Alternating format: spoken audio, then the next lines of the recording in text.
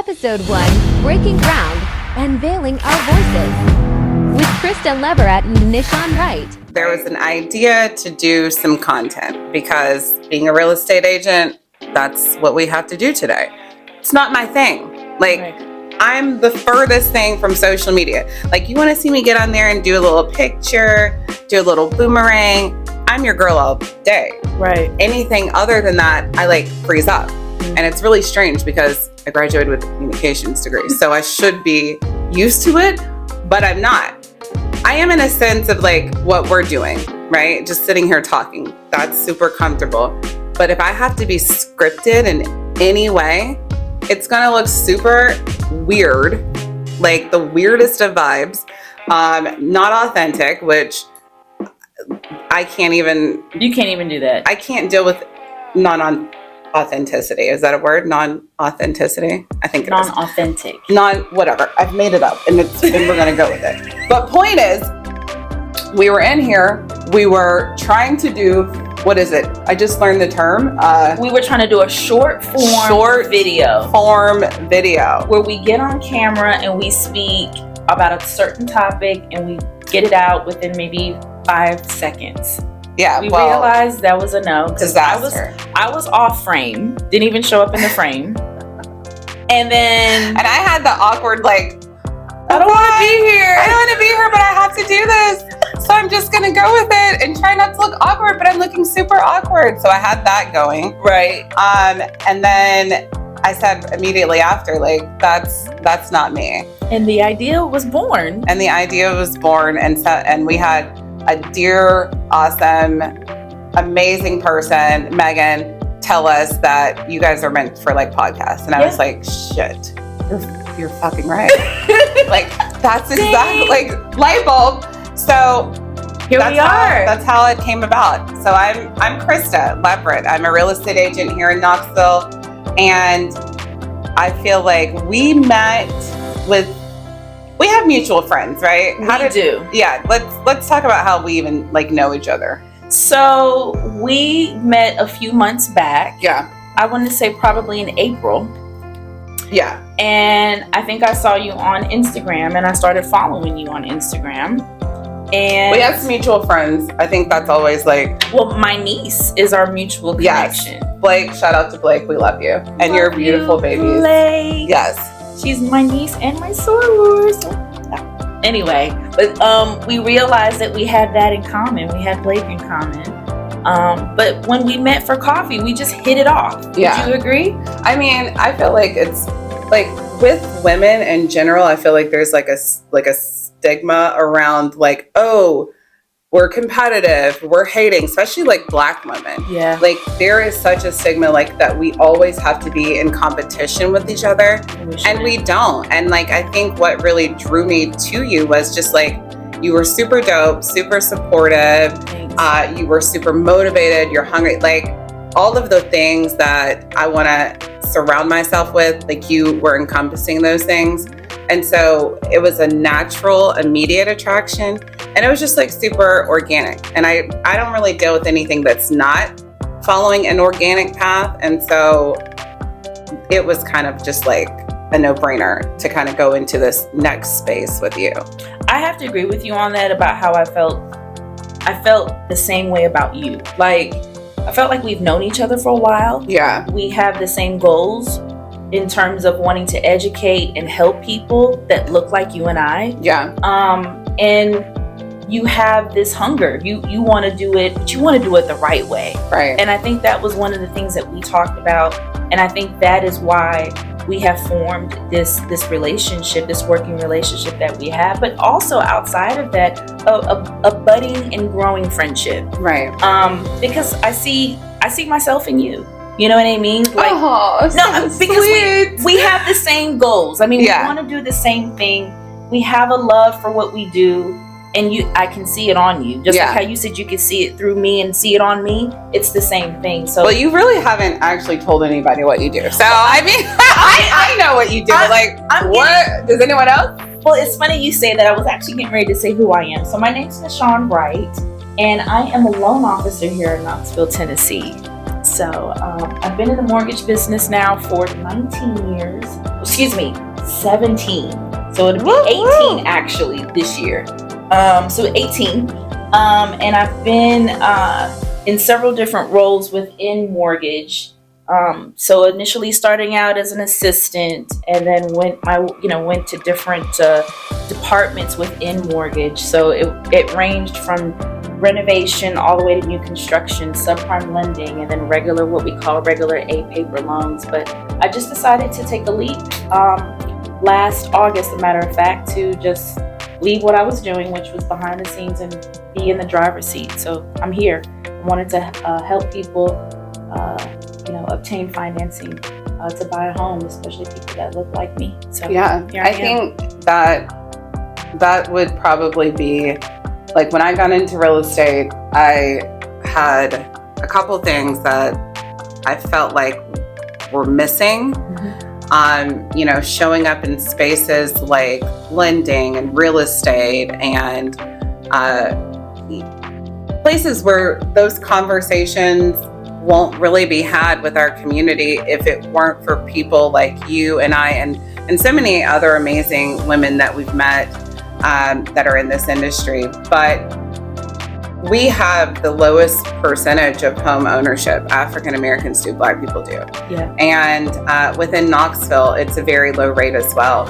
And so my goal is to have that outreach, find ways to expand, to reach our community, to have those conversations as young as possible, because I grew up, my parents both own their houses. And so I think that was never something that I didn't think I could attain. But that's not everyone's situation or reality. And so if we don't show up in spaces like this to put that education out there, how are they going to get that access? How are they going to get that knowledge? And I think that's a huge part of my goal, and what my mission is to just close that gap. We need to have a massive increase in home ownership, and it starts with education. And so I feel like this is where you and I can kind of make a difference there. No, I know we can make a difference there. Yes.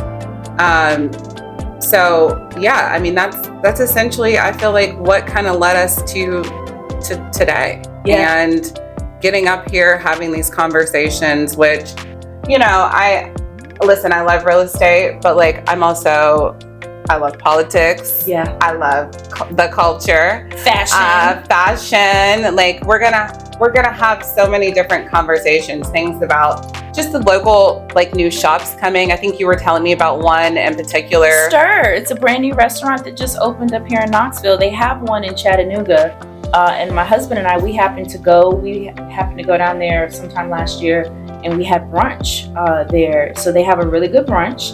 So I love a good brunch. See? Can we just talk about what is it with going to brunch? Why are people so excited about brunch? It's become a thing. How did it come a thing? Was it social media? Was it just I think so. I think social media has made brunch appear to be this thing that you want to do. You want to be a part of it. But I have to say, brunch, honestly, when I first moved to Knoxville, that allowed me to meet a lot of people that I would have never ordinarily come in contact with had I not gone to brunch. We should totally, I interject, it's my bad. It's okay. Just call me out on these things, because I don't know how to not do it. Sorry, we should totally have we could have a meet and greet brunch one, at some point in time. I think that's the best way to get a bunch of people together, have a good time. You're eating, you're drinking. Who doesn't love good cocktails, champagne? Wish we had some right now. Don't worry, it's we will. 5 o'clock somewhere, even though it's 11 o'clock here. We will. But yeah. Yeah, I mean, honestly, that is a great way to meet people, a great way to know about restaurants that are in your area. So it's a lot of benefits that I personally believe that come from brunch. Yeah. And then of course eating. So who doesn't want to eat? Well, I think there are some people out there who don't want to eat. This whole can we just really quickly divert to this Ozempic? Have you heard about it? And I have. I guess apparently it's this new way. It's a drug for people with diabetes. Right. What the But apparently some people are taking it as a quick fix to lose weight. And from what I'm understanding, that is not the proper way to do that, because it could cause some implications. But again, that's all I've heard. I don't know if there's anything new that's come out that says otherwise, but like, that's what I've heard. will say this. I think that, and I'm not here to shame people. Right. Like, if you want to have gastric bypass surgery, have it. If you don't want to do anything at all and just eat a bag of chips and Twinkies, do that. But like, I do think it's important just to be like truthful. So if you are taking the shit, just say you're taking it. Like, don't lie about it. I feel like there have been a lot of people out there and they get questioned on it and they're like, oh no, it's just like me doing this and that. Like, no, you know that you took a drug. So tell people you took a drug and that's how you lost the weight. Like, for the rest of us out here. I see what you're saying. Yeah, like for the rest of us out here working hard, our butts off. Like, you know, I run, I told you that, which She's gonna get me to start running, guys. Start running. Woo! It's literally the best thing in life. You get this like runner's high after you're done. Like, I heard it's not good for your knees. Is that true? If you run on a machine. Well, is twerking good for your knees? I don't know. But I haven't twerked. I think it just. I have not twerked. Don't tell your age. Don't tell your age, Nishawn. Don't even do it. Like,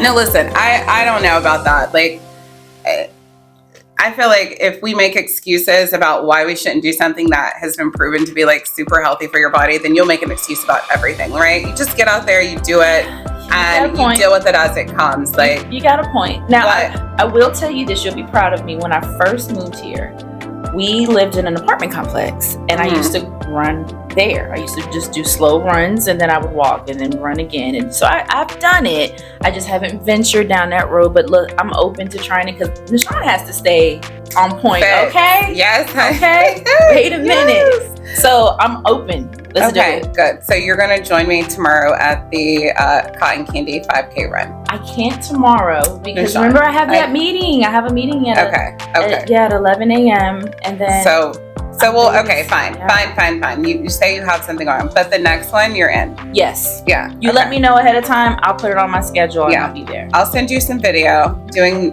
this run tomorrow, which I'm going to cheer you on from where I'm at. I'll be like, girl, hey, it's Christa. like, okay, so it's my first run. That's her first run? I'm so excited. First of many and again, you can start at anything. Like, I'm 39. I feel like there's no like limit to when you can start something.